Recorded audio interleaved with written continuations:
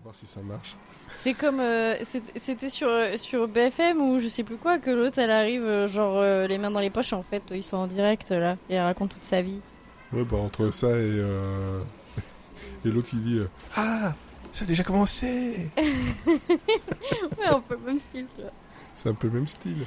On va voir s'il arrive en plein milieu, hein, le Mathieu, parce que là on est en live et on essaye de le piéger, on va voir si ça marche ou pas. Vous l'avez qu'à tout à l'heure, bouh, bouh. Voilà, c'est ça son gage, c'est d'arriver en plein milieu de tout ça, il va arriver toc toc badaboum façon Belmondo. Mais en attendant, il y a Elodie. Bonsoir. Et Florian avec moi. Bonsoir. Qui, si vous êtes sur le live YouTube et sur Twitch, n'oubliez pas, il l'a dit vers 21h, vous pouvez voir qu'il n'est pas à regret. Il ne l'est pas. Contrairement à ce que vous pouvez penser. Voilà. Et comme vous pouvez le voir aussi sur le t-shirt d'Elodie, il manque une lettre dans la bulle. Boob. Ah. Mon cerveau a pété. Oui, qu'est-ce qu'il essaye de dire? Je t'ai vu en train d'être perdu, d'aller chercher. J'ai même vu un petit peu le petit singe avec les cymbales. Ça va bien commencer cet épisode 37 de Culture Club Sandwich où il va y avoir, que je vérifie tout ça, du ciné. Il va y avoir du sport. C'est vrai, si, de mon côté. Mais du livre, du cinéma et du jeu vidéo. Et oui, tout ça, ça va être maintenant juste après le générique, s'il veut bien se lancer. Il faut qu'il court vite.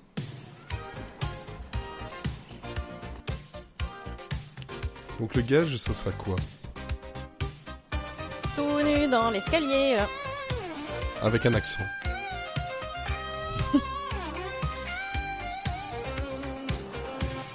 Non, je sais ce qu'il doit faire. Ah. Tous les 5 mots, il doit rajouter un plat italien. Ok. Mais il peut pas l'utiliser deux fois la même chose d'affilée. Tous les 5 mots, en fait, mais t'es en train de gaspiller ses interventions, là. C'est de sa faute, il a gaspillé quelques minutes. Et plus ça monte, plus il manque de minutes, plus ça sera autant de mots. Je suis pas sûr de connaître tant de plats italiens que ça. Mais je sais pas, il doit y en avoir, pas spaghetti. Alors c'est pas toi qui es puni. C'est trop farfaillé, hein, ton truc. Trop farfalle. Trop farfalle. Oh bah ça va, j'aurai juste une petite couche comme de la lasagne. C'est pas moi qui suis puni, c'est moi qui le fais. Bon. Pendant qu'il arrive, le pauvre qui court comme le temps. Elodie, toi de ton côté, je vois que tu n'as pas mis de choses cette semaine, parce que globalement rien, mais est-ce que ça va bien? Globalement, j'ai subi la chaleur, voilà. Voilà, mais est-ce que, à part la chaleur, est-ce que ça va bien? Oui, ça va. Moi, tu sais, dès qu'il fait beau, ça va mieux, hein. Voilà, dès qu'il fait beau, ça va mieux. Dès qu'il fait beau, on regarde moins de séries. On fait moins ça. On lit peut-être un peu plus. C'est peut-être pour ça aussi. Oui. J'ai essayé, mais il y a trop de moustiques. Ils dérangent. Voilà. Ils dérangent. Ils savent pas lire en plus. Je crois pas. Oh, merde. Et de ton côté, hein, Florian, comment ça va bien? Ça va bien. À part la chaleur. Tu me prends au pourvu au dépourvu. Je suis comme ça. De ton côté, je vois que tu as un petit récap de la semaine passée. Beaucoup de livres, beaucoup de livres. Voilà, je suis dans un binging. Ah ouais, ça carbure fort au BD. Donc là, je vais pas pouvoir en parler trop ce soir, mais je pense que je vais en toucher beaucoup plus de mots à la rentrée. Depuis quelques semaines, en fait, je feuillette l'énorme saga signée Johann Sfar et Lewis Trondheim, donc paru chez Delcourt depuis une bonne vingtaine d'années, qui s'appelle Le Donjon. Et donc j'ai commencé. Bouh, Mathieu. Bouh, il est en retard. Mais vous avez commencé sans moi, mais quelle honte. Bande de lâcheurs. Oui, donc on te donnera ton gage juste après, parce que là c'est Florian qui parle et qui parle de donjon. Voilà. Moi je connais le gage en fait, mais il va falloir que tu attendes que je finisse de parler pour le connaître, Mathieu. C'est ça ton premier gage. Je me casse. C'est l'attente. J'étais bien content de vous voir. C'est l'attente. On n'entend quasiment pas ton micro en plus, donc c'est bien. Voilà. Du coup, le parrain du cré va allonger la sauce. Règle ton son et laisse tonton parler. Okay. Alors. Vas-y, tonton. Donjon Zénith, donc c'est une des premières séries, puisque voilà, le Donjon, pour ceux qui ne savent pas, ça a commencé comme une parodie des Heroic Fantasy. J'ai peur. Le Donjon, pour ceux qui ne savent pas, c'est une pièce un peu humide. Voilà. Souvent mal climatisé, où ce livre en fait, suivant les lecteurs consentants, des actes innommables, mais pourtant titillant.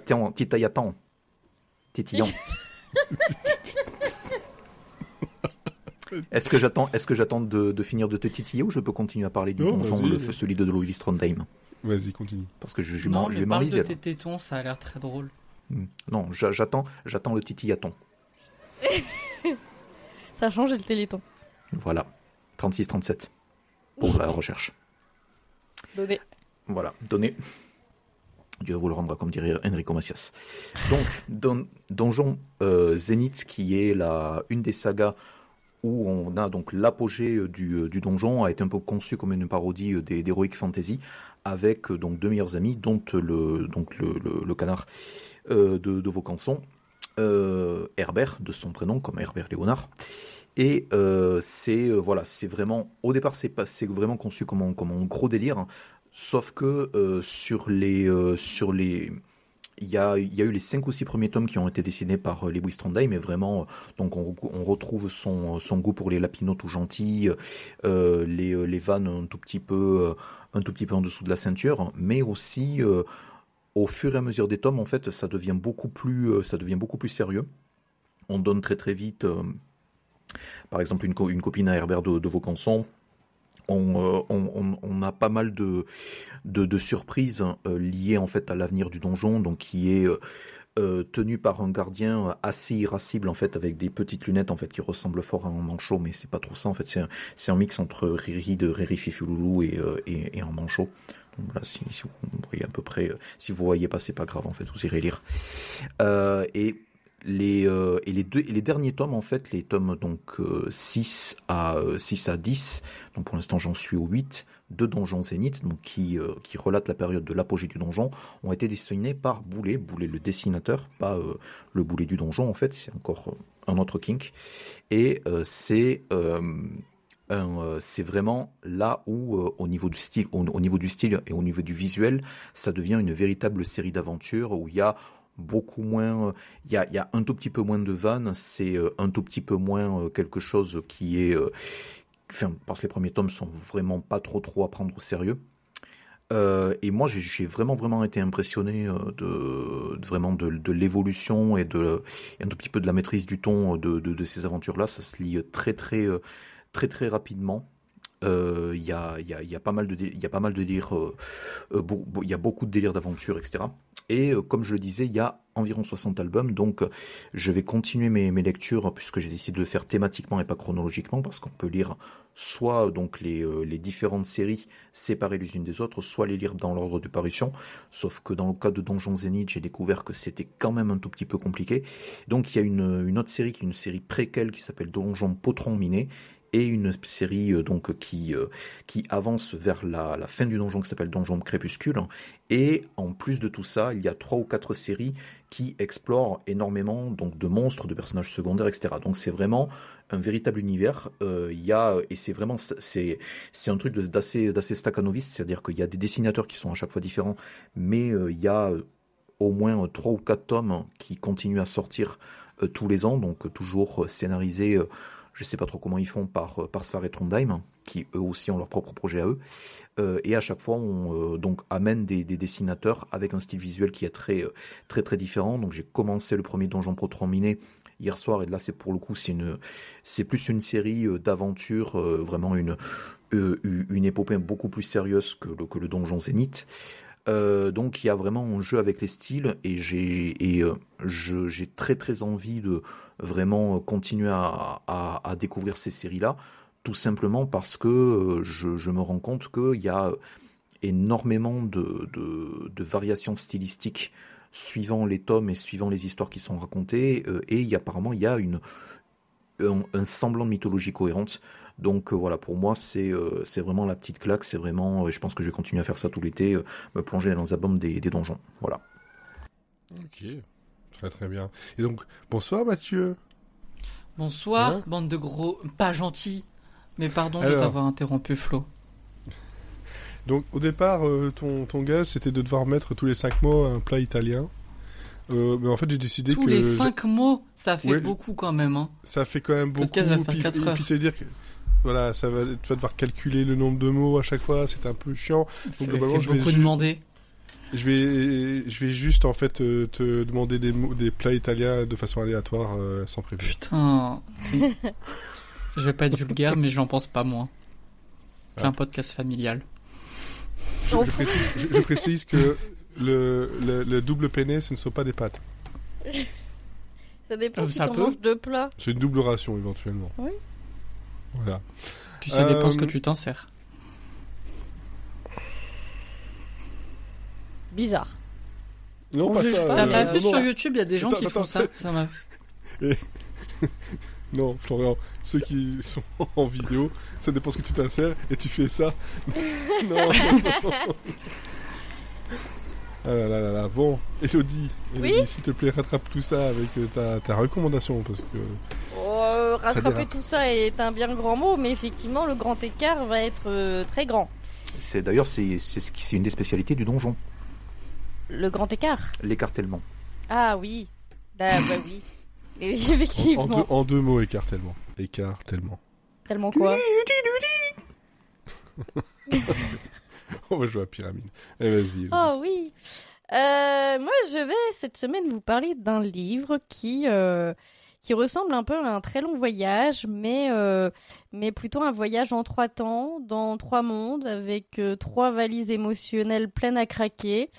Un voyage que peut-être vous n'avez pas envie de faire dans la vraie vie. Mais c'est exactement un peu le concept de ce bouquin qui s'appelle Vers le paradis, écrit par Anya Yanagihara. J'espère que je le Ah oui, prononce mais non, ce bien. voyage-là, j'ai pas envie de le faire. Non, mais c'est pas grave, tu peux à la place lire le livre. Comme ça, tu n'as pas besoin de bouger de ton fauteuil, ce qui est pas mal non plus.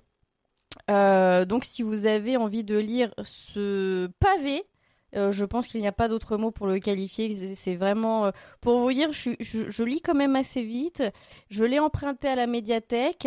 Les emprunts durent 1 mois. J'ai dû le prolonger de 15 jours. On peut prolonger de 15 jours. Et après, j'ai dû le rendre et le re-emprunter parce que j'avais pas eu le temps de le finir. Voilà. Donc, dites-vous que vous partez pour une aventure qui va durer un petit moment. Mais en fait, je vous explique. C'est un concept. Voilà. C'est donc un énorme pavé qui va quand même vous prendre par la main, par le cœur, par les tripes. Hein, parce que tant qu'à faire. Mais voilà, faut s'accrocher un peu parce que c'est très long. Et pour le coup, c'est normal puisqu'en fait, c'est comme avoir 3 romans réunis en un seul. En fait, ça aurait pu être découpé en 3 livres. Donc c'est pour ça que c'est énorme. C'est juste que vous avez 3 histoires complètes dans ce bouquin qui est sorti en 2022. C'est un roman dystopique, mais aussi historique et profondément humain. Et en fait, donc ces 3 parties, elles vont se répondre entre elles, mais elles sont assez indépendantes. Donc on est à la fois à New York en 1893, en 1993 et en 2093. Je pense que vous commencez à voir un peu le concept. Et à chaque fois, on va avoir une version différente d'un personnage qui s'appelle David. Et en fait, c'est pas vraiment de la science-fiction classique, c'est plus de la fiction sociale, politique et presque philosophique. C'est le genre de roman qui se lit un petit peu avec un stabilo dans une main et un mouchoir dans l'autre, pas pour les raisons que vous pensez, bande de gros dégueulasses, mais en fait, c'est le genre de roman que alors moi, J'ai jamais fait ça avec un stabilo en tout cas. Écoute, c'est une première fois à tout. C'est le genre de roman qui, si vous n'avez pas la flemme, je pense que vous pouvez le relire plusieurs fois et vous allez découvrir des subtilités que vous n'aviez pas eu la première fois. Puisque on se rend compte que finalement, les 3 parties, même si elles peuvent se lire indépendamment les unes des autres, mais il y a des petits indices dans chacun. Voilà. Je vous en dirai pas plus. Pour vous résumer quand même un petit peu l'histoire, donc dans la première partie, on est dans un New York alternatif de 1893 où en fait les États-Unis sont séparés et on a la côte Est qui est une démocratie progressiste où en fait le mariage homosexuel est légal. Et là, on va suivre un jeune homme qui s'appelle David, qui est plutôt fragile et introverti et qui doit choisir entre un mariage arrangé et un amour un peu plus incertain. Voilà, donc c'est plus... la première partie, elle est plus dans la romance, dans une espèce de bourgeoisie new-yorkaise des années 1800. Enfin, fin des années 1800. Et voilà, c'est plutôt ambiance un peu science-fiction. Même s'il n'y a rien de surnaturel, mais c'est plutôt dystopique. Et mais il y a vraiment cette ambiance de romance un peu historique. La deuxième partie, donc on est en 1993 et on est dans un monde qui est très proche du nôtre, où on suit un autre David qui vit dans l'ombre d'un compagnon qui est malade du sida et d'un grand-père qui est célèbre puisque c'est un ancien roi hawaïen qui est en exil. Donc tout un univers aussi. Et la dernière partie, donc là c'est la partie la plus sombre où on est en 2093 dans une société plutôt autoritaire qui est ravagée... Tiens, qui est ravagée par les pandémies et la surveillance. Ça vous dit quelque chose 2093, c'est dans pas très longtemps. Et là, par contre, cette fois-ci, on va suivre une femme qui s'appelle Charlie et qui est marquée... Par contre, t'as une notion du temps. 2093, c'est dans pas longtemps. Non, mais dans la thématique, je veux dire. Ah. Je veux dire, finalement, à l'échelle de l'humanité, ça va. C'est ça. Et donc Charlie, en fait, elle est marquée par un monde qui semble avoir tout oublié de ce qu'est le bonheur. C'est vraiment la dernière partie, c'est la plus froide. C'est un roman qui se démarque pas mal de ce que j'ai pu lire avant parce que déjà il y a une certaine ambition narrative puisqu'on suit 3 époques dans 3 styles différents avec 3 histoires qui résonnent entre elles. C'est vraiment en fait je pense que si j'avais lu les 3 histoires indépendamment sans savoir qu'elles étaient reliées, on aurait pu croire que c'était écrit par 3 auteurs différents parce que c'est vraiment des styles et des ambiances très différentes. Et du coup ça donne un peu l'impression de lire une fresque mais très très détaillée avec beaucoup d'intention apportée au détail et que oui effectivement les unes se répondent, enfin une partie se répond envers les autres et c'est vraiment un travail d'orfèvre. Ce que j'ai aimé, c'est qu'il y a une espèce de fausse lenteur du roman. Ça prend son temps, mais c'est pour mieux creuser les différentes histoires. On nous invite vraiment à poser nos valises dans chaque époque et on prend le temps vraiment de s'imprégner du lieu, des angoisses du moment, mais aussi des désirs et des désillusions des personnages. C'est très immersif, c'est presque hypnotique. Franchement, c'est en fait, on s'ennuie vraiment pas, même si, je répète, le livre est très très très long, mais en fait, on s'ennuie jamais en le lisant. Et donc il faut savoir aussi que c'est quand même un roman assez politique, c'est assez intime, c'est poétique, ça allie plein de styles différents mais de manière c'est très naturel. Il y a pas, je sais que ça peut paraître bizarre qu'on passe vraiment d'une romance un espèce de témoignage journalistique d'une certaine époque de ce qui s'est passé à Hawaï quand ça a été annexé aux États-Unis, et la dernière partie très dystopique de c'est comment le futur dans un régime autoritaire, et ça peut paraître très différent, mais en fait finalement le déroulé est très naturel. Donc c'est vraiment un exercice de style assez intéressant. Et au niveau des personnages, en fait, on va avoir 3 David qui sont donc chacun des variations sur le même thème. Tous les 3, en fait, ils sont en quête du bonheur, ils ont une certaine peur d'exister et ils recherchent l'amour, d'une certaine manière.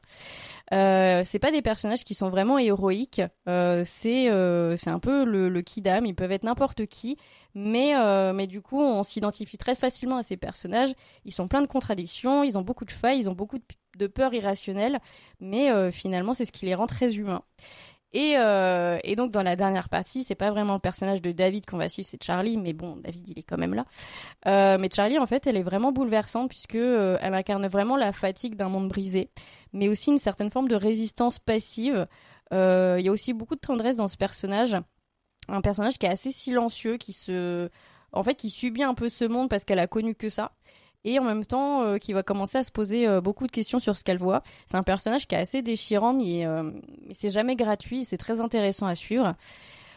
Pour le style, c'est un style à la fois assez dense et limpide. On cherche pas la punchline ou la grande phrase à encadrer, mais ça touche toujours très juste.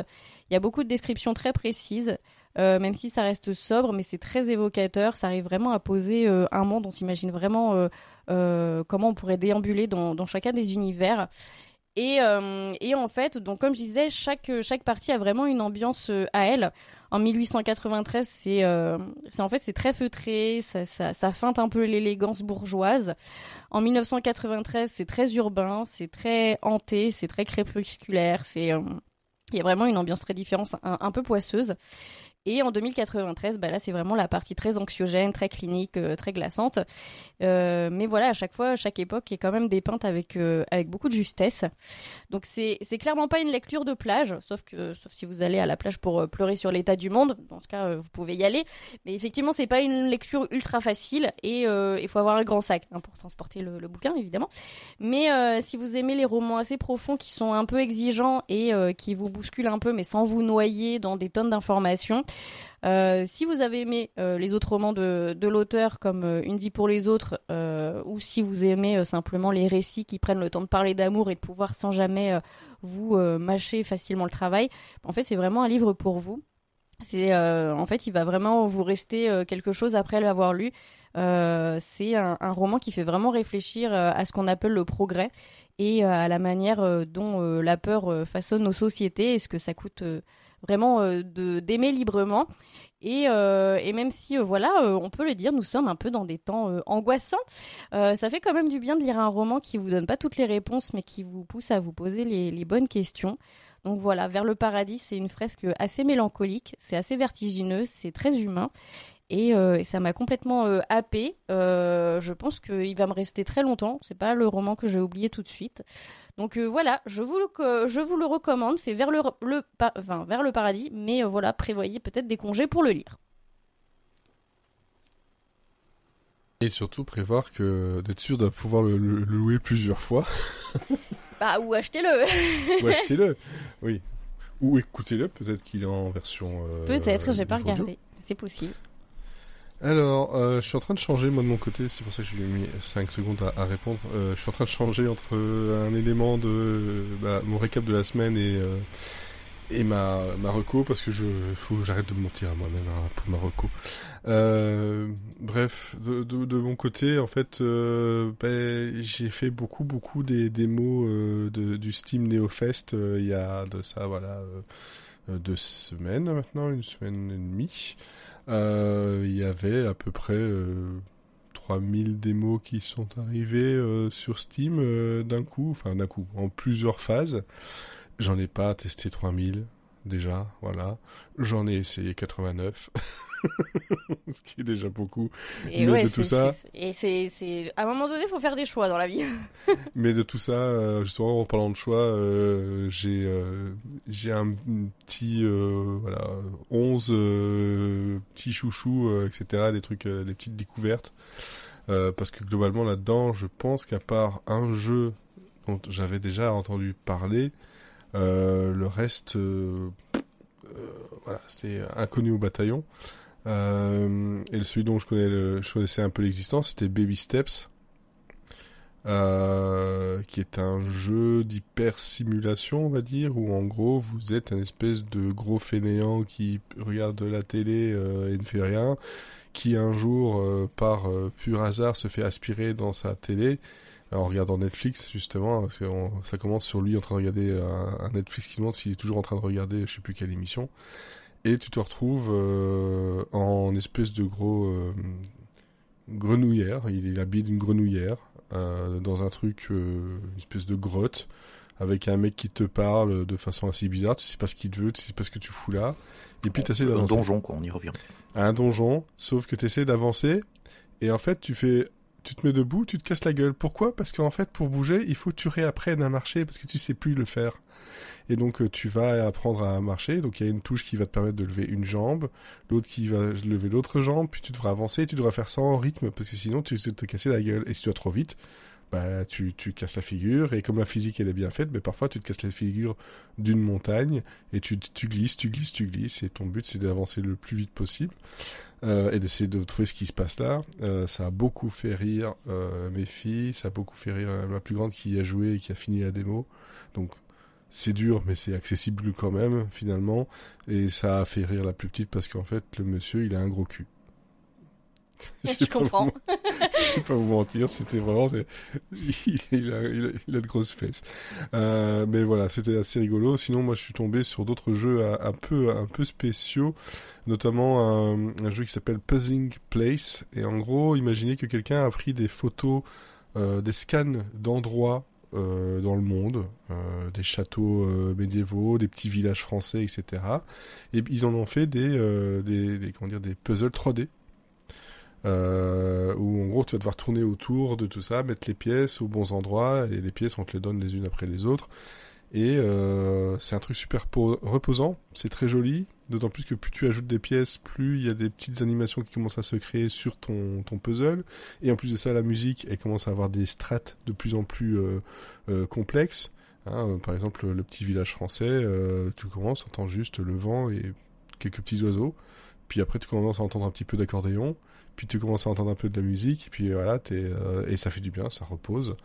Donc moi, ça c'est vraiment un truc que j'ai vraiment beaucoup aimé, tout comme Sheep Herds, qui est, je crois, un jeu français, où en gros tu incarnes un ou plusieurs chiens, parce que c'est un jeu qui peut se jouer en coopération, qui doit en fait guider des moutons vers la tonte. Et donc c'est très rigolo.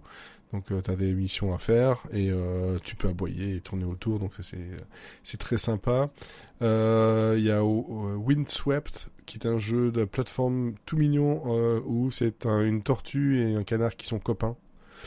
Et tu peux jouer tout seul ou à deux, et quelqu'un fait le tortue, quelqu'un fait le canard, et ils ont des pouvoirs spéciaux, c'est en pixels, c'est très très joli. C'est joli, mais c'est moins mignon.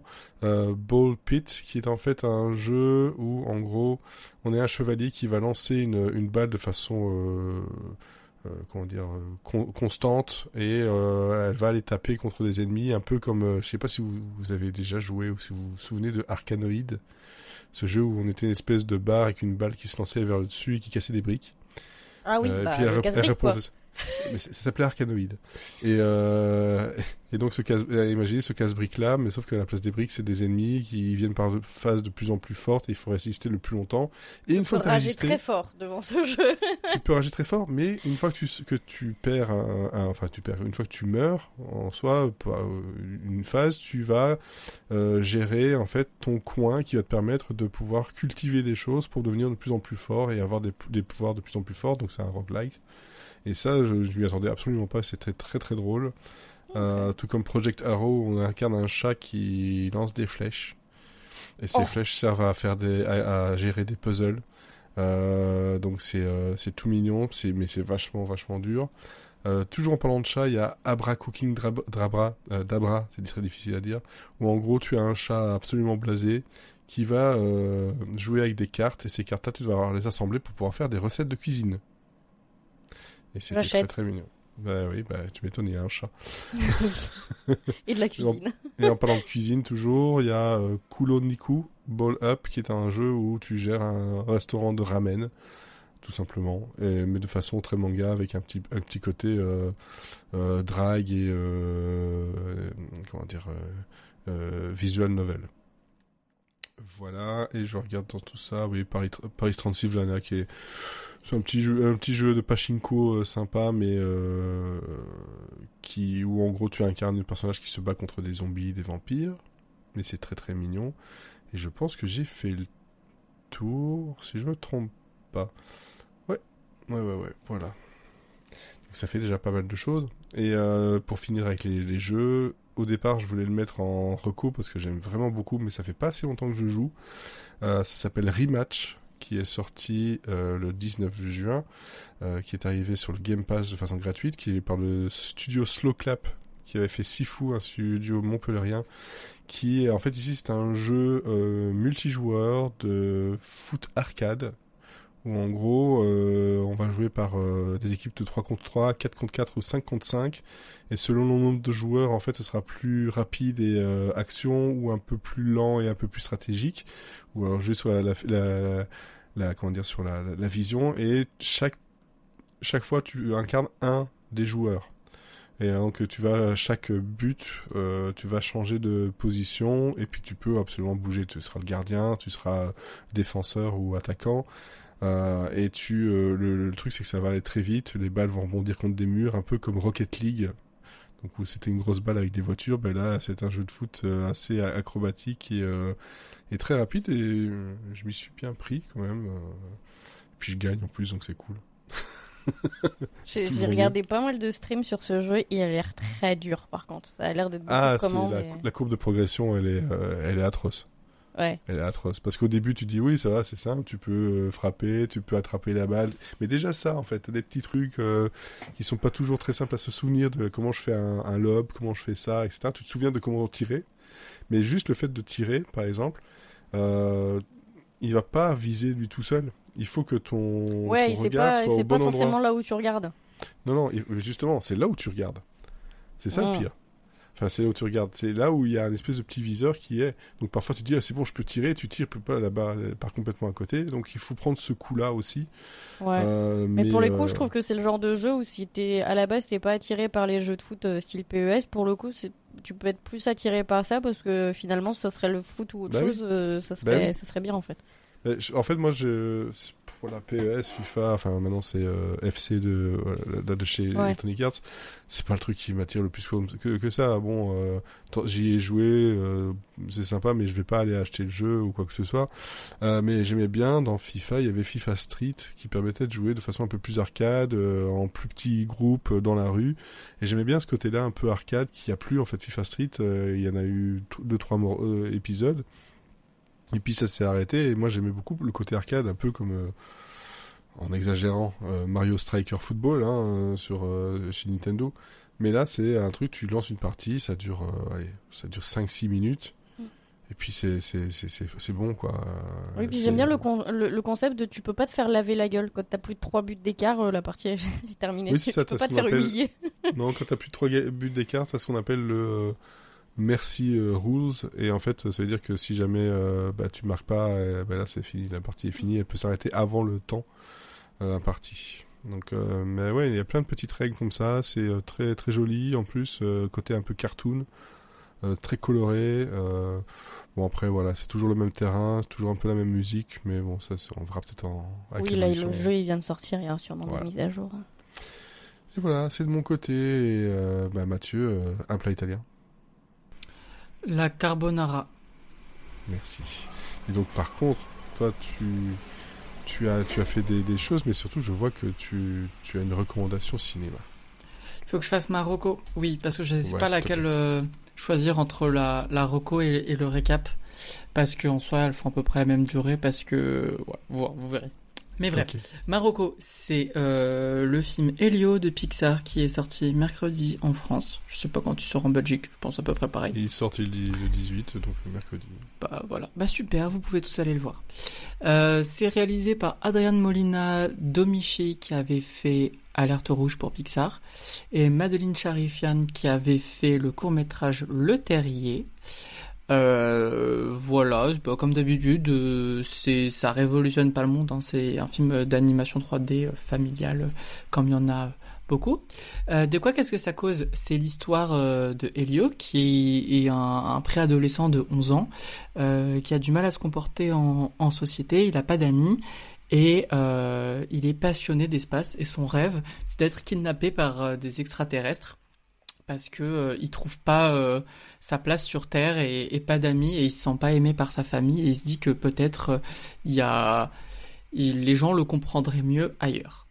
Et twist, en fait les extraterrestres entendent son appel et le kidnappent et pensent que c'est l'ambassadeur de la Terre, et lui propose de rejoindre je sais plus comment ça s'appelle, mais en gros c'est un espèce de gros QG où il y a tous les ambassadeurs de l'espace qui se rassemblent et voilà, et qui font de la diplomatie mondiale. Sauf qu'il a 11 ans et qu'il connaît rien en diplomatie, et du coup il est dans la merde. Voilà, en gros ça c'est le pitch de base. Je l'ai vu en version française, qui est très clean, vraiment rien à dire. Les thématiques sont assez déjà vues, mais je trouve que dans celui-ci, il y a une alliance entre à la fois un film sur le deuil et un film sur l'amitié qui se mélangent très bien, qui font que ça parle à un public très large et qu'on passe forcément un bon moment. C'est vraiment un film familial, tout doux, tout en rondeur, très coloré. L'univers de l'espace, c'est extrêmement riche et j'ai adoré le découvrir. Il y a plein de très bonnes idées dedans. Ce qui est chouette aussi par rapport au dernier Pixar, je trouve, c'est qu'au niveau des personnages, ils partent pas dans tous les sens. C'est un des gros... comment dire ? Un des reproches que je faisais à Vice Versa 2 ou aux Indestructibles 2 ou ce genre de film, c'est qu'il y a beaucoup d'intrigues et que finalement il y en a beaucoup qui sont moins exploités que d'autres.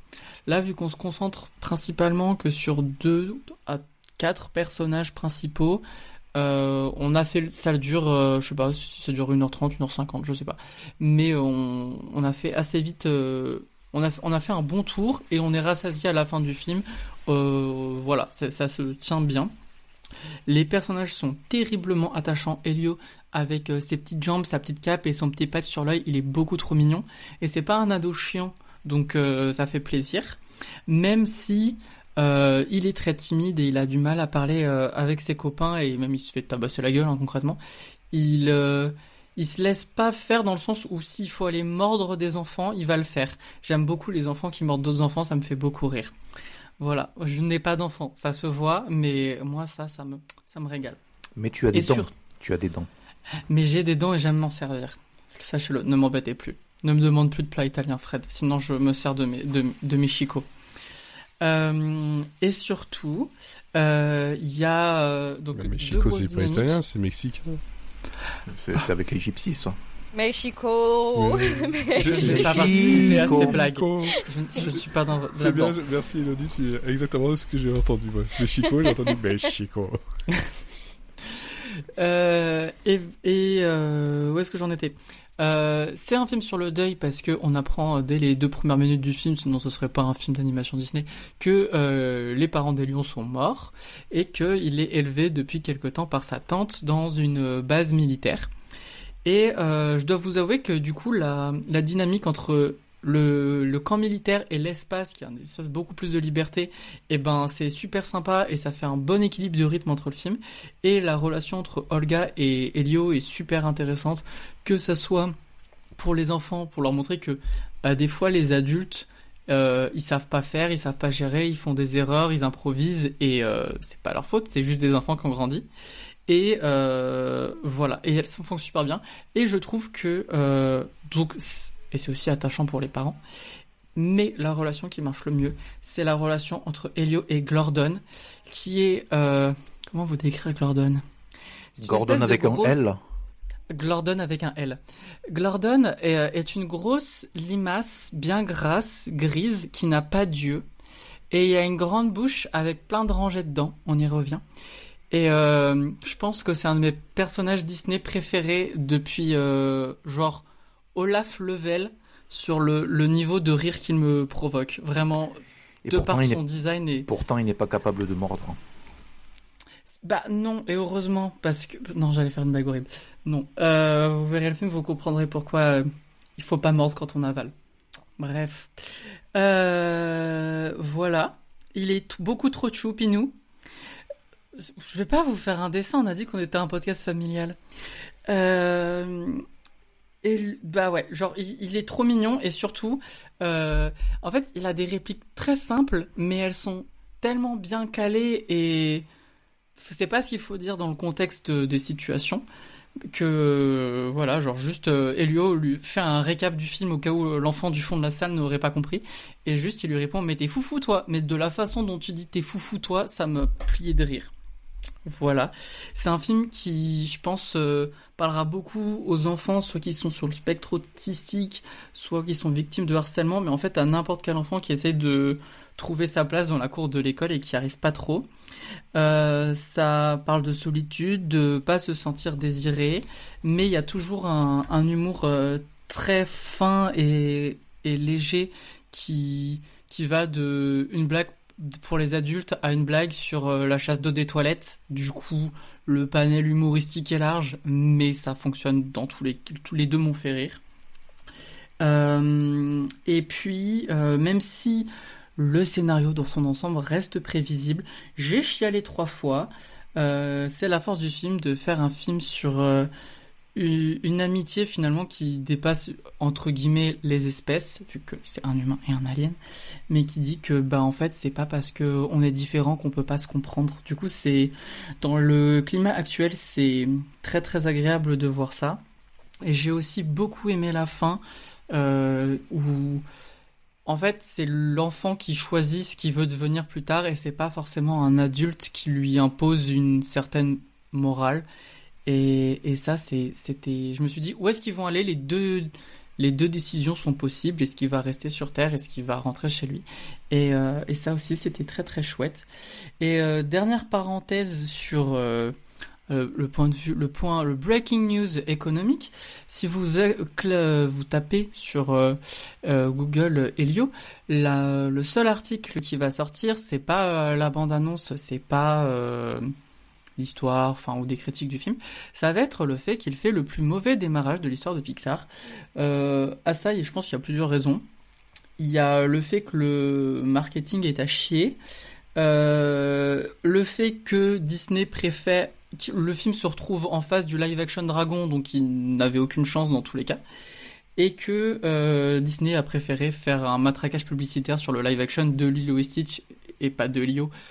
A raison, parce que Lilo et Stitch bat des records, mais en fait je fais ce point là parce que sur Twitter la seule chose qu'on voit toute l'année c'est ça fait chier que Disney et Pixar ne fassent pas d'originaux et ça fait chier les live action.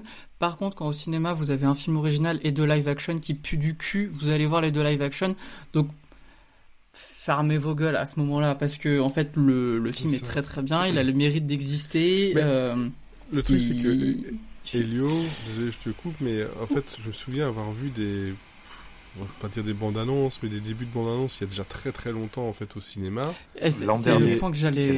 C'est le point que j'allais. C'est le dernier point que je voulais dire. Et je t'avouerais que j'étais pas, j'étais en mode même plus que ça. J'étais en mode mais ouais bof. Machin, oui, c'est mon dernier point. La nouvelle bande-annonce, elle était quand même beaucoup mieux réussie et m'a donné envie. Voilà, en gros, et il y a une explication à ça. Donc c'est que déjà là, le marketing actuel n'est pas foufou. Enfin, en tout cas, il n'y a pas de matraquage, ce qui est un peu dommage. Mais le film était censé sortir il y a 15 mois. Et Pixar n'était pas satisfait du film et avait besoin de sortir Vice Versa 2 avant. Ça, ils le disent pas, mais c'est le cas. Et ce qui s'est passé, c'est que à la base, c'était un film uniquement réalisé par Adrian Molina, qui en cours de route a été remplacé par Domichi et Madeline Sherifan, parce que le ton du film ne convenait pas, c'était peut-être pas émouvant, bon mot, pas trop émouvant, mais c'était trop triste. Et le réalisateur n'arrivait pas à trouver un ton juste pour un vrai public familial. Et donc les deux réalisatrices sont arrivées et le film s'axe moins sur le deuil et plus sur l'histoire d'amitié. Et même si dans le film final on se rend compte qu'il y a un peu deux films qui coexistent, je trouve qu'ils ont vraiment vraiment bien sauvé le film et qu'ils les deux se complètent finalement assez bien. Et c'est vrai que la piste de l'amitié était une très bonne piste à explorer. Et donc ça aurait pu être vraiment plus qu'un accident industriel, je trouve un accident artistique qui est vraiment chouette dans le cas. Et donc c'est vrai que on a eu des bandes annonces pendant 1 an et demi, et que si vous regardez la bande annonce qui est sortie il y a 1 an et demi et la bande annonce qui est sortie maintenant, il n'y a aucun des plans qui sont dans le film, ou alors il y a vraiment des variations dans les dialogues, etc. Ouais, par exemple, Olga qui est la tante maintenant, c'est la mère, ce qui veut dire que Elio n'avait pas perdu ses parents. Gordon est pratiquement pas présent dans la première bande-annonce. Absolument pas. Dans la première bande-annonce, c'était beaucoup plus présent le fait que il était ambassadeur de la Terre et je sais plus s'il mentait ou il disait non, je suis pas du tout ambassadeur de la Terre. C'est plus le cas dans le film, ça passe au second plan. Le méchant aussi a l'air gentil dans la première bande-annonce, il l'est plus maintenant. Ce genre de choses. Donc le film a beaucoup évolué et je pense que ça a été une gestation compliquée. Aujourd'hui, je vous le dis, le film est très très bien et par exemple, si vous avez aimé Alerte Rouge ces dernières années, qui est sous-coté de ouf, Elio c'est du même acabit et c'est très chouette. Très cool ça. Merci. Par contre, Disney Store, allez vous faire foutre parce qu'il y a toujours pas les peluches Gordon et j'en ai besoin. Voilà, c'est n'importe quoi. Le seul goodies que vous avez, c'est 4 pauvres figurines moches. Moi, ça me saoule. Voilà. Je veux vous donner de l'argent. Alors, fournissez-moi. Acceptez-la. Ben voilà. Florian, toi, ta reco de ton côté, c'est encore de la lecture. C'est encore de la lecture, donc j'en ai deux. J'en ai une qui est plus une lecture humoristique du cœur, et l'autre qui est beaucoup moins humoristique, mais qui fait partie justement, comme je me suis remis à la lecture, des titres les plus salués par la critique de ce printemps-là. Donc Fred, comme un plat de tagliatelle au pesto, je ressentais l'envie de me mettre au vert, et j'ai donc décidé de me mettre à la saga, une saga qui est publiée depuis le milieu des années 70 en France, du Génie des Alpages, donc qui est donc écrit par un dessinateur et auteur du nom de Fmur, donc F''MU 2R ou 3R, ça dépend des prononciations. Non, ça se prononce Mur, oui. Du coup, il y a 14 tomes. C'est quelque chose qui a été publié d'abord dans le cultissime magazine de BD Pilote, donc qui a donné beaucoup de séries non moins cultes. Et celui-ci, en fait, j'en ai entendu parler totalement par hasard, vu que apparemment des planches originales du Génie des Alpages vont être léguées par la famille de Fmur, donc qui est décédée en 2018.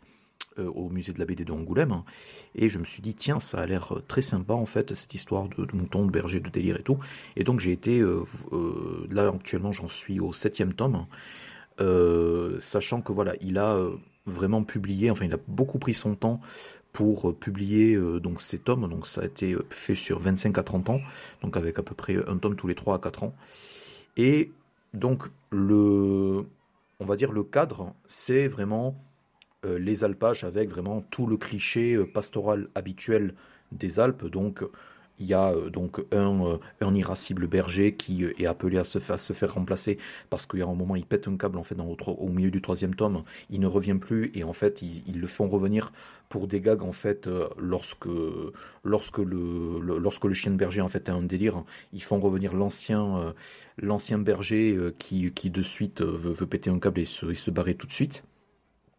Et donc il y a énormément de brebis avec des noms tous plus délirantes les uns que les autres. Il y en a une qui se prend pour un chien qui s'appelle la brebis à l'os. Il y en a d'autres qui sont il y a Romuald le bélier noir qui est poète et qui est extrêmement égocentrique. Il y a le chien de berger qui est une espèce de géo-trouve-tout en fait, qui met sur pied des automates, qui met sur pied des robots totalement délirants. Et le gros attrait du Génie des Alpages, en fait, il y en a 2. Les 3 premiers tomes, en fait, c'est extrêmement hilarant, en fait. C'est vraiment c'est un enchaînement de gags, donc c'est fait avec la structure classique de la BD française sur des épisodes sur 2 pages, hein, avec donc un maximum qui est fait pour des délires, pour faire rire. Et vraiment le gros attrait de ça, c'est vraiment le goût pour l'absurde et vraiment le surréalisme à donf de Fmur. Donc c'est vraiment c'est pas une série, et c'est ça qui est aussi l'attrait, c'est pas une série qui va uniquement être basée sur la structure de situation, évolution et la chute. Au fur et à mesure des tomes, Fmur va vraiment exploser la chute au point où j'arrivais sur certaines pages, à la fin de certaines pages, j'ai pas tout compris aux chutes. C'est pas grave, laissez-moi vous dire, c'est absolument pas grave. Et il y a une énorme envie en fait d'exploser le cadre de la BD et de fournir à la fois des choses de plus en plus surréalistes, donc à la fois donc avec des visiteurs. À un moment ils font débarquer Antoine de Saint-Exupéry, à un moment ils font débarquer un sphinx qui reste plusieurs épisodes, etc.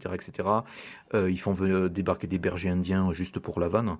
Donc il y a vraiment il y a une partie qui vient de visiteurs suivant les épisodes, mais il y a aussi un énorme vraiment il y a une énorme volonté de vraiment aller dans l'abstraction Et moi, je le comparerais un tout petit peu au cartoon psychédélique de la Panthère Rose, en fait, avec la Panthère Rose, soit qui brise le 4e mur, soit qui réarrange les décors comme ils le veulent.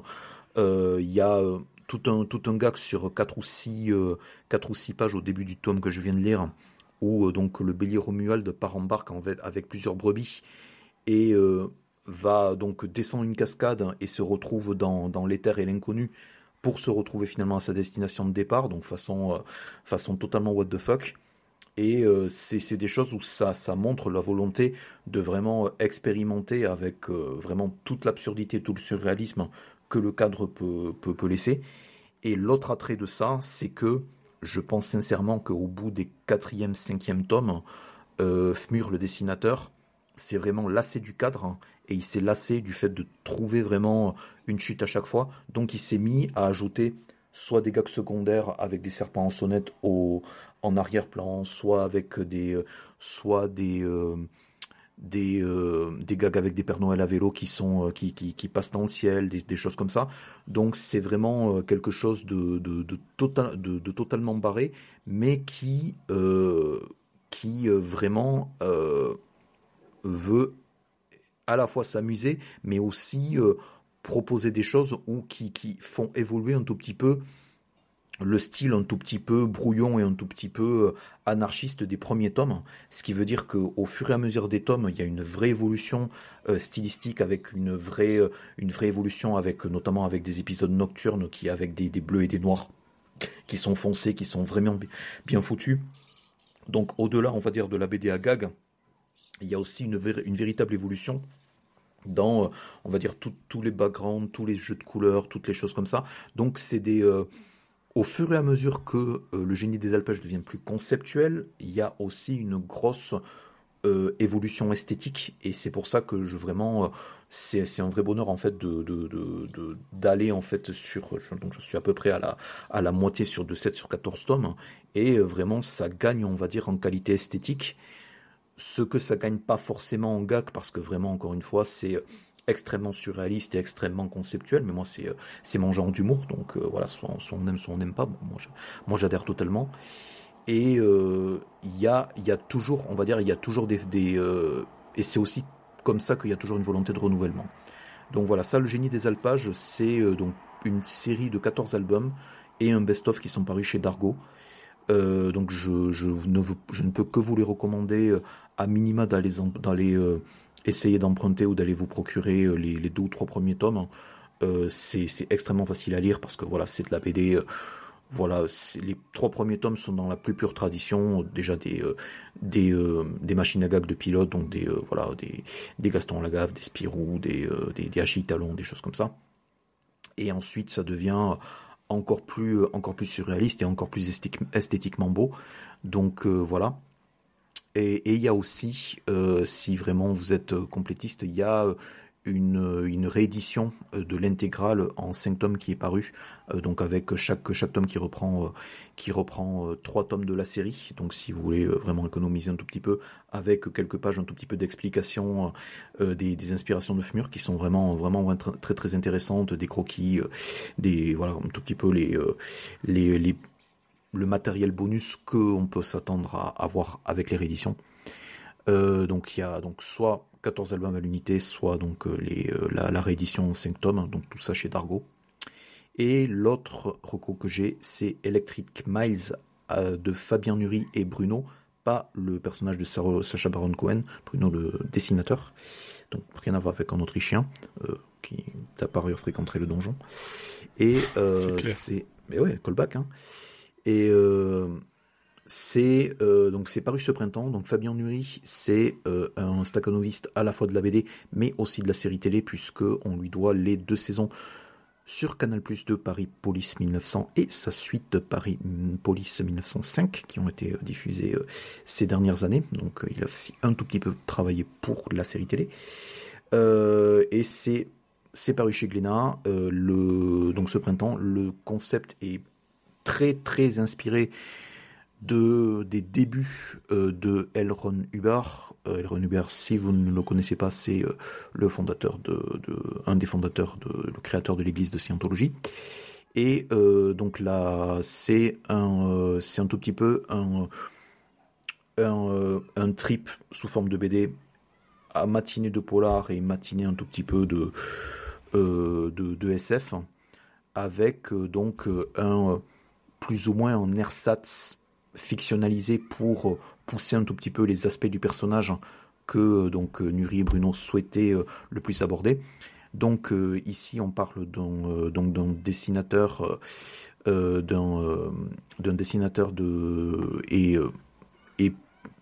créateur de nouvelles de SF sur la touche, donc revenu de la Seconde Guerre mondiale, totalement sur la touche, et qui est repéré au hasard d'un soir orageux par un agent littéraire lui-même qui n'a pas beaucoup de chance, qui s'appelle Maurice Tillman. Donc cet auteur s'appelle Wilbur Arbogast, et il est et au fur et à mesure on comprend que Wilbur Arbogast a des poussées mégalomanes, et que bien malgré lui, il va entraîner Maurice Tillman et sa femme dans un tout petit peu on va dire un délire métaphysique, et donc essayer de faire pousser la légende d'un manuscrit qu'il aurait tenté de vendre, mais en manuscrit maudit, dans le sens où il aurait donné à un agent qui lui aurait dit merci et se serait jeté du 28e étage.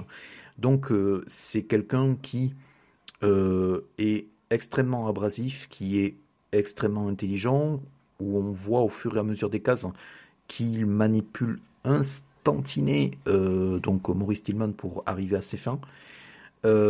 C'est vraiment une grosse réussite visuelle, donc avec des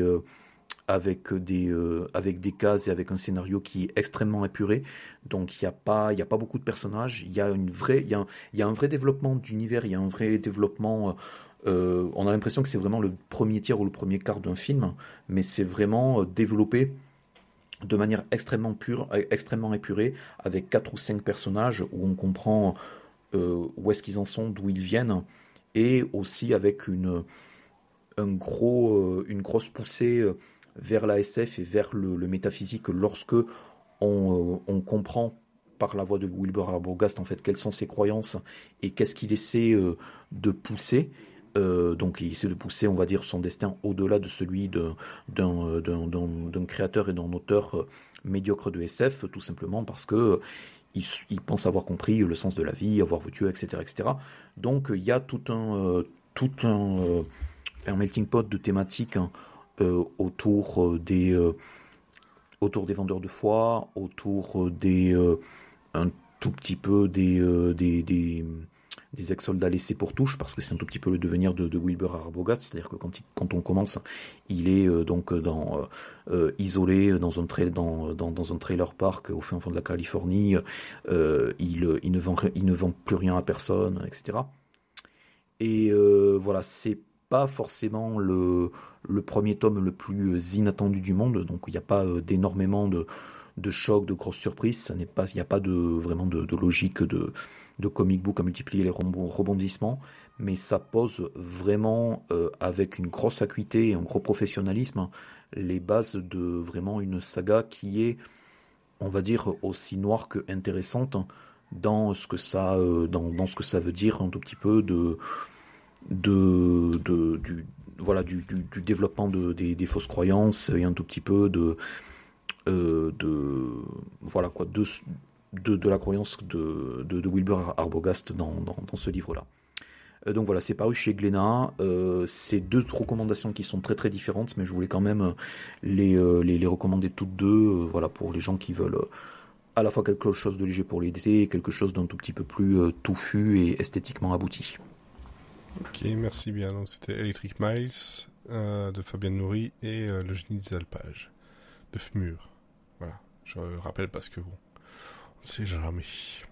Moi de mon côté, donc du coup, ma recommandation, j'ai l'impression de les recommander à chaque épisode, mais bon, malheureusement la semaine dernière on n'a pas enregistré. J'aurais pu déjà en parler parce que le 10 juin, je suis allé voir pour la toute première fois un de mes groupes préférés, qui est donc Young Gun Silver Fox, Je les ai vus en live donc au Trix, donc du côté de Anvers.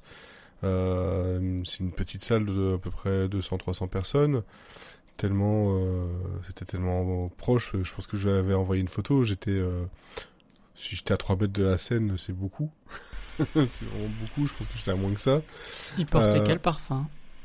Ah, ça je saurais pas dire parce qu'il y avait quand même beaucoup de monde, donc et dont la moyenne d'âge. d'âge. De la sueur à mon avis, mais. Voilà, et la moyenne d'âge était facile de 55.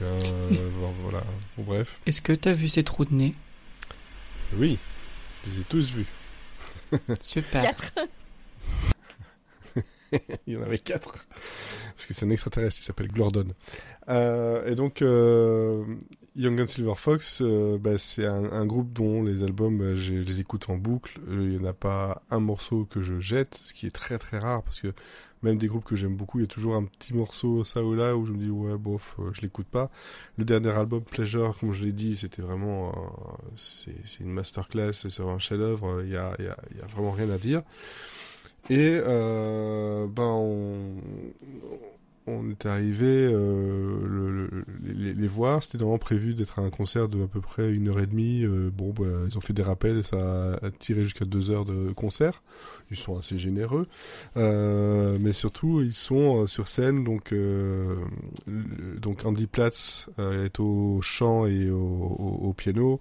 Sean Lee, lui, il est à la guitare et au chœur. Et puis en fait à côté il y a un bassiste, une batterie dont le gars il était complètement taré, et pour beaucoup de morceaux il y avait un trio de cuivre, mais alors c'était une claque mais monumentale dès la première seconde jusqu'à la fin. C'est vraiment le genre de concert où le son il t'attrape, il te lâche plus.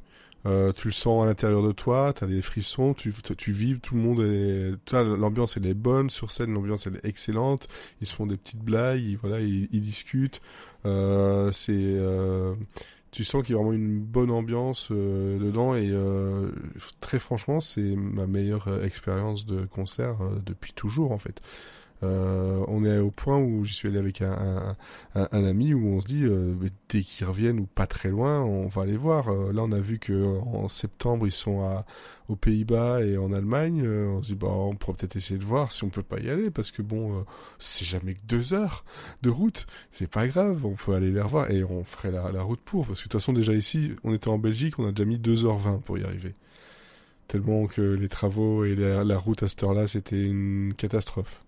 Mais franchement on n'a absolument pas regretté. Et la première partie c'était un chanteur de Liverpool, de Liverpool qui s'appelle MT Jones, donc MT Jones, qui lui fait un peu de soul. On va chercher du côté de Marvin Gaye beaucoup. Il a une voix qui correspond absolument pas à son physique. T'entends la voix, tu crois que c'est un black, en fait non, c'est le petit blanc de Liverpool, voilà. Et il a fait le concert, la première partie, une demi-heure, seul en scène avec juste sa guitare, un ampli et sa voix, alors que il dit en général il a un groupe avec lui, mais là en tant que première partie il était tout seul, et juste ça avait déjà mis le feu. Juste une guitare, et donc on était déjà là. Ça commence bien, ils ont intérêt à être vraiment bien, et je peux vous dire que voilà, je les aime tellement que les attentes étaient très très très hautes, mais alors très très très hautes, ils ont réussi à les dépasser, mais de très loin. Donc ça, voilà. Alors qu'au début d'année, j'étais voir Toto, où les attentes étaient très hautes, mais Toto c'est très bien, mais c'est très à l'américaine, c'est très carré, c'est très préparé, machin, etc. Là, il y a une âme en plus, quoi. Que beaucoup de concerts n'ont pas forcément.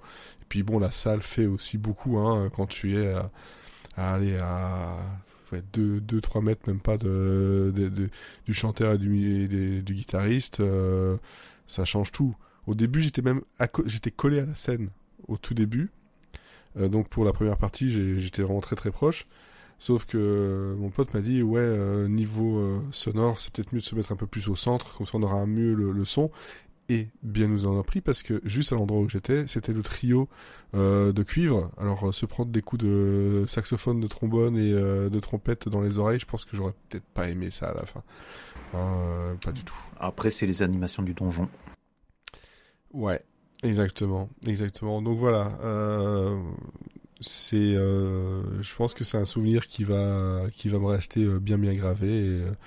Et tout ce que j'ai envie, c'est d'aller les revoir encore et encore parce que c'est trop bien. C'est trop bien. On s'ennuie pas. Le temps, il a passé à une vitesse absolument folle.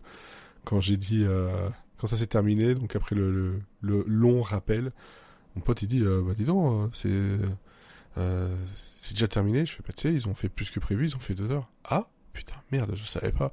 Et on a absolument jamais regardé sa montre. La seule fois où on avait un téléphone en main, c'était pour prendre une vidéo, pour prendre une photo, et encore de façon sporadique. Il y avait un moment donné où ça l'a beaucoup fait rire, c'est je connais tellement les chansons qu'à un moment donné, il m'a vu sortir le téléphone, mettre la vidéo, et il avait fait j'ai l'impression que tu savais ce que tu faisais. Je fais, oui, à ce moment-là, il y a un solo. Et je l'ai eu, j'étais alors tellement satisfait, tellement que je les connais par cœur. Le truc, il faut qu'il fasse le solo. Et le solo était encore mieux que sur les disques. Donc voilà, si jamais vous aimez le soft rock, le soul, le côté funk, et les trucs qui vous mettent une claque pendant 2 heures. Sans que ce soit un donjon, allez voir si vous les connaissez pas, écoutez-les, vraiment ça fait du bien, surtout en plein été comme ça quand il fait chaud, c'est une bande son de l'été parfaite. Voilà, c'est ma reco. Je pense que maintenant je vais pouvoir arrêter de parler d'eux pendant un petit moment jusqu'au prochain album ou au prochain single. Qui passe en concert encore pas très loin. Mais j'en étais au point où j'ai vu qu'ils ont rajouté des dates à Paris. Je crois que c'est en octobre. Mais à chaque fois, le problème, c'est que c'est Paris. Et c'est souvent, toutes les dates, c'est souvent le mardi, jeudi. Oui. Là, c'était en pleine semaine aussi, toi. Donc, faut se dire, voilà, taper la route, c'est ok, mais il faut que je puisse me taper la route dans l'autre sens sans que ce soit trop compliqué, trop tard non plus, que je sois complètement décalqué après. J'ai pas forcément envie de prendre une nuit d'hôtel pour un concert, et puis bon, j'avoue que me garer dans Paris, j'ai peut-être pas trop envie non plus, quoi. Ouais, c'est sûr. Voilà, c'est juste ça. Bref, voilà. Mathieu, toi de ton côté, il te reste ta Stracciatella. Merci. Je l'ai même pas demandé. Je pensais. T'as dit que tu voulais plus, sinon tu demandais, alors je me suis dit où j'arrête. Oh oui, mais maintenant t'écoutes ce que je dis, c'est pas... On n'est pas sorti de l'auberge. Écoute, je vieillis, qu'est-ce que tu veux? Mais ça se voit. Tu veux plus faire des nuits blanches pour aller voir des concerts, n'importe quoi. Alors que je te connaissais quand t'étais tout petit et tu me demandais tout le temps. Enfin, t'as changé, Fred, c'est tout. T'as changé. Alors, Life of Chuck. Je suis désolé, il y a peut-être le bruit de mon ordinateur, mais là, si j'enlève le câble, il s'éteint. Donc, sauf si vous voulez plus m'entendre. Mais voilà. Je vais être très très très court pour une raison très simple. Je suis allé voir l'un des meilleurs films de l'année qui s'appelle Life of Chuck. Pour quelle raison j'y suis allé? Parce que c'est réalisé par Mike Flanagan, qui est mon réalisateur préféré. Donc forcément que ça va être mon film préféré, mais c'est vraiment mon film préféré de l'année peut-être. Et le problème étant que je ne peux pas parler du film. J'ai essayé pendant toute la semaine de me trouver un axe pour pas spoiler, c'est impossible. Parce que en gros, si vous allez sur Allociné, le résumé c'est genre la vie de Chuck en 3 actes, point. Voilà, ça vous en dit pas beaucoup et ça vous donne pas envie d'aller le voir. Mais en gros, on va suivre du coup la vie d'un monsieur qui s'appelle Chuck en 3 actes, mais les actes sont à l'envers. On commence par la fin de sa vie, ensuite sa vie d'adulte et son enfance. Et son enfance, ou comment on dit en Italie, les antipasti. Exactement, merci. Et voilà. Le problème étant que je ne peux rien dire parce que si vous regardez la bande-annonce, ça va vous vendre un. C'est basé sur une nouvelle de Stephen King, tu peux déjà dire. Exactement, c'est basé sur une nouvelle de Stephen King qui est très bien, c'est très fidèle à la nouvelle apparemment. Pourquoi j'ai aimé, c'est parce que ces 2h50 sont passés... Non, c'est 1h50 sont passés à la vitesse de la lumière et que c'était un vrai cocktail d'émotions. Je peux peut-être vous le vendre sur le casting. Il y a Tom Hiddleston, Jacob Tremblay, Chidi Liu et Geoffrey. Il y a surtout Karen Gillian, il y a Mark Hamill. Enfin, c'est un énorme casting. Et il y a toute la petite troupe de Mike Flanagan. Il y a surtout l'acteur qui, on n'arrêtait pas de me dire quand j'avais pas de barbe, je lui ressemblais beaucoup à Matthew Lillard. Mais bon, bref. Il y a Matthew Lillard qui, voilà. Après, c'est un film de Mike Flanagan, donc il y a beaucoup de comédiens, mais en plus vu que le film est découpé, qui ne reviennent pas entre les actes. Par exemple, Matthew Lillard fait 2 scènes, mais c'est 2 scènes très marquantes et voilà. C'est un film qui mélange les genres. Pareil, je ne peux pas vous dire les genres parce que sinon ça vous spoil, mais j'espère que je vous intrigue un minimum. Ça mélange le film feel good, le film philosophique, le mélodrame. Ça commence, je me suis dit, je vais me tirer une balle. Finalement, j'avais envie de danser au milieu du film et à la fin, j'étais lessivé d'émotions, mais j'étais en mode, je me suis pris une énorme claque cinématographique et je veux le revoir tout de suite. Parce que c'est aussi un film très très mystérieux avec un univers vraiment riche où on comprend pas tout ce qui se passe tout de suite. Du coup, quand on comprend pas, ça fait un petit peu peur. Et puis quand à la fin du film on comprend, là on a des étoiles plein les yeux et on est trop content, etc. Déjà d'avoir compris, mais aussi de la proposition du réalisateur. C'est un film qui nous dit comment un peu qu'il faut être indulgent avec nous-mêmes, qu'on mérite tous d'exister, d'avoir une belle vie, d'apprendre à se connaître, d'apprendre à connaître notre valeur et aussi surtout de prendre le temps de faire des choses bien pour les autres, que ce soit des inconnus ou notre entourage parce que c'est super important. Voilà. Le montage est super, il y a des ruptures de scènes inquiétantes qui sont cassées avec de l'humour mais de façon hyper agréable. Chaque personnage est vraiment tendre et je trouve que la meilleure chose dans les films de Mike Flanagan, c'est pas forcément l'horreur, et là c'est pas du tout un film d'horreur, mais ce sont ces personnages qui sont tendres, on les voit 3 secondes, on sait qui c'est et ils sont humanisés tout de suite, on a l'impression qu'ils font partie de notre famille et on voit pas qu'il leur arrive des mauvaises choses. C'est vraiment le cas dans ce film-là, je trouve chaque projet, il va plus loin, plus haut et là vraiment il arrive à faire une masterclass. Et voilà. Et après, on retrouve quand même en plus de ces personnages, ce qui fait la beauté de ces films, et c'est en fait que il emprunte des codes de l'horreur, notamment de la maison hantée, ou surtout en fait où les personnages sont des espèces de fantômes qui errent un peu autour du personnage. On sait pas trop pourquoi ils sont là, mais ils vont l'aider. Ou alors c'est les traumas du personnage. Souvent c'est ces fantômes du passé. Je sais que c'est très flou ce que je dis, mais chopez peut-être quelques mots qui vous intéressent dans le cinéma ou quelque chose que vous avez envie de voir en ce moment pour vous inciter à voir ce film qui est un peu compliqué d'accès parce que très très difficile à vendre, mais ça vaudra le coup. Vous trouverez forcément votre compte dedans. Vous allez passer par plein d'émotions, vous allez rire, vous allez pleurer, vous allez vibrer. C'est vraiment une vraie fresque et c'est rafraîchissant à voir. Voilà, cet été, ça vous fera un bol d'air frais. Et voilà, je peux pas trop en dire plus, c'est pour ça que je le mets plus en récap qu'en reco, mais je vous le recommande quand même fortement. Et ben, tu t'as donné envie d'aller voir ça quand même, parce que globalement, on n'en sait rien, mais malgré tout, ça a l'air intriguant. C'est ça. En fait, je me dis que j'aurais pas aimé savoir de quoi ça parle et d'avoir la surprise aux premières images. Donc, c'est pour ça que j'en dis pas plus. Ok, très bien. Donc ça, c'est Life of Chuck et c'est au cinéma actuellement. C'est sorti il y a pas très longtemps. C'est ça ? Il y a 2 semaines. 2 semaines, hein. Voilà, je pense qu'on a fait le tour du bousin. Hein. Donc on a de quoi lire avec Vers le paradis de Anya Yanagira. Oh là là, c'est fou. Et... Mais c'est dur, hein. C'est dur, hein. De Yakalelo, voilà. Hop. Yakalelo. Et là, Mathieu se demande qu'est-ce qu'on raconte. Donc on mais j'ai l'habitude. de la BD avec Electric Miles, tome 1 et Le Génie des Alpages. Moi de mon côté c'est un concert qu'il va falloir trouver un endroit pour aller le voir, donc Young Gun Silver Fox, et j'aimerais bien aller voir M.T. Jones aussi en concert avec son groupe, ça peut être très cool. J'ai oublié de rajouter que le gars était c'était tellement des contracts que en gros il dit ouais j'ai des concerts, je reviens ici vers octobre je pense, enfin je sais pas, j'ai oublié les dates, et puis après il était sur son téléphone, ouais je vous rassure hein, je suis sur mon téléphone parce que j'ai oublié d'imprimer mon setlist et je l'ai sur le téléphone. Donc, l'improvisation est totale. L'improvisation est totale, mais le mec, c'est une voix de fou.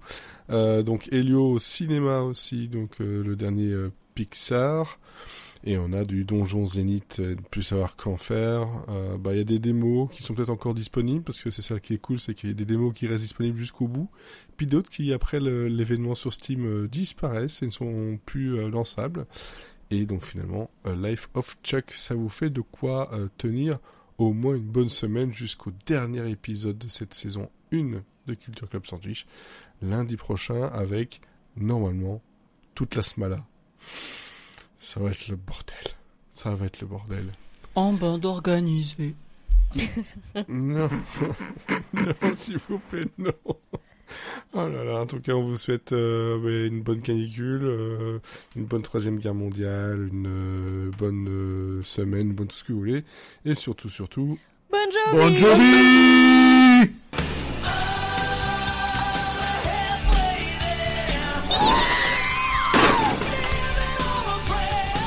RDD2 qui est à l'image du monde, droit dans le mur.